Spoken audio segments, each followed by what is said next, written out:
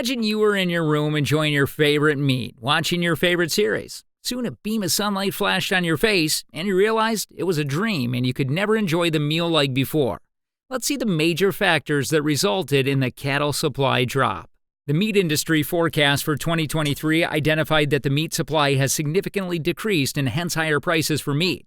Until 2023, consumer spending is increasing at a rate of 4%, and according to the reports, an average American consumes 5.6% less beef due to shortages. And if you want to eat meat, try to shelf some. Due to the shortages, the markets expect a 20% price hike for beef in 2023. There are several reasons for the meat shortage, and one among them is the closure of meat processing plants due to the potential outbreak of COVID-19, which caused a slowdown in production. Moreover, the pandemic decreased the total herd size since farmers started selling cows at a higher rate than usual, which was done to take advantage of the prices. As the businesses and restaurants were closed, the demand for home food from grocery stores increased, and the meat production facilities were affected when the virus spread among the workers. Hence, there was less meat on the shelves. Since fewer meat animals were harvested and there was less demand for livestock, farmers had excess stock, and decreased demand for livestock led to economic issues. Until February 2020, everything was going smoothly, and then in March, the pandemic hit and dramatically reversed consumer spending on food. Food service suppliers faced huge order cancellations, and they were left with excess stock and couldn't easily be redirected to consumers due to package size mismatches. Excess shelves for storage were not available in most homes, and creating consumer-friendly formats required additional space and time. However, managers with a clear understanding of the pandemic will decide whether to wait or invest in long-term consumer spending shifts and depend on how quickly they expect return during the pandemics. The meat shortage will greatly impact the meat industry as the producers must adjust their operations to meet the demand. The operations may include reducing the margins and shifting to other kinds of meat. Furthermore, the meat shortage may lead to the closure of small, local meat producers due to heavy competition. We've all heard the news of over 1 lakh small farms closed in America, and the current situation could lead to more closures. The meat shortage highlights the importance of having a reliable and sustainable supply of meat sources, and we cannot sit simply in our homes and hope to eat our favorite meats as the farms are closing. It's time for the industry to change, and consumers should start trusting their food again. The rapid response of food supply chains has shown the importance of an open and predictable international trading environment that allows the firm to have new sources of supply when existing sources are compromised. The pandemic led to disruptions in the processing industry due to social distancing, labor shortages, and lockdowns done to reduce the impact of viruses. Moreover, COVID-19 clusters have been found in several meat processing plants, and meat processing appears to be more sensitive than other types of food processing because of labor-intensive operations. On the other hand, the automotive industries, which are less labor-focused, have not experienced a similar situation to the meat processing industries. In the United States, cattle and pig slaughter fell by 40% in April compared to the same period in 2019. Moreover, low demand from meat processors left the meat producers with mature animals and animals euthanized to prevent overcrowding. The effects of the closure of meat processing industries were highly pronounced in North America due to the concentrated nature of the industry, and in the United States, around 60% of meat comes from 15 plants. Another important factor is climate change, which is a major concern, and evidence shows that there will be impacts throughout the supply chain from farm production to processing operations like storage, transport, retailing, and consumption of livestock products. Climate-related impacts are heavy in areas that are already hot and have limited resources for adaptation. Global warming and the associated changes in climate variables affect feed, water, animal health, and production. Livestock products contribute 15%, 31% of global per capita and calorie capital supply, and about 30 and 6% of global meat and milk production originates from grazing systems.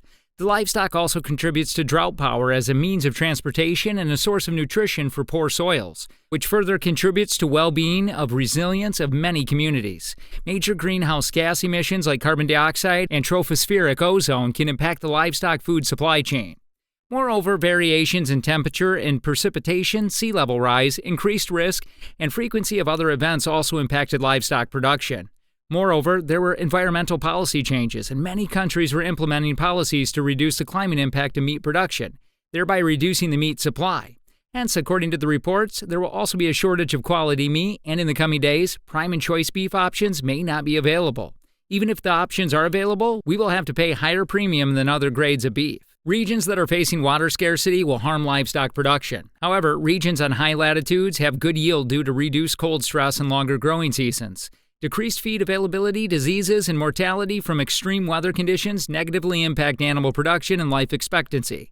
However, geographies with cold weather and warm temperatures can reduce cold animal stress and maintenance energy requirements. Consumer demand has seen rapid and unprecedented shifts during the pandemic, and the sales of takeaway collapsed. Restaurant reservations declined sharply in March and closer to zero by March as lockdowns were enforced. However, the retail demand rose, and packaged and frozen food sales increased dramatically. Weekly frozen food sales were reported at 63% higher than the previous year in France. Following the initial spike, the retail demand for fresh and packaged foods has remained 15 to 20% higher than usual. In addition to logistical challenges, household consumption patterns at home and takeaways differ. For instance, food away from home tends to use more cheese than at home and involves more expensive meat cuts. Even though similar products are consumed, products sold to restaurants cannot always be sold to retailers without incurring extra charges. Furthermore, retailers also have different quality expectations and other requirements. Since hotels and restaurants can be important suppliers to food banks, their closure significantly reduced supply to these outlets with demand for their services increased. The risk to food security does not come from disruptions along the supply chains, but rather from the effects of COVID-19 on jobs and livelihood. Moreover, in underdeveloped countries, the pandemic led to an increase in poverty and hunger. The World Food Program reports that people in acute security can double to 265 million in 2020 unless swift action is taken. However, within developed countries, vulnerable groups such as the elderly, ill, and poor households are at risk. The pandemic has created a pre-existing gap in social protection systems. Although the food supply chains in developed countries have shown resilience toward COVID-19, policymakers' responses have helped facilitate the functioning of supply chains and avoid the costly mistake that took place during the 2007-08 food crisis. Despite a general trend of using limited inventory, people started shelving safety stocks in response to the demand spike. In addition, retailers and food processors took several measures against COVID-19. They increased the factory operating hours, hired additional employees, and reduced the variety of products to focus on the most popular ones, hence reducing time and cost for manufacturers and simplifying inventory management for retailers. Supply chain actors have also expanded to a new delivery method called click and expand services in online sales. Restaurants started switching to takeout delivery, with some offering grocery-like services, where raw materials were served instead of meals. Initiatives also emerged to link farmers and restaurants directly to food banks. Although the policymakers identified the major problems related to the pandemic, some bottlenecks remain and require attention, including the shutdown in meat processing plants. Although the bottlenecks share the common factor of being unable to overcome in the short run, as the pandemic spread in Latin America, new risks to global supply chain have also emerged. However, the biggest risk was not with food availability, but with consumers' access to food.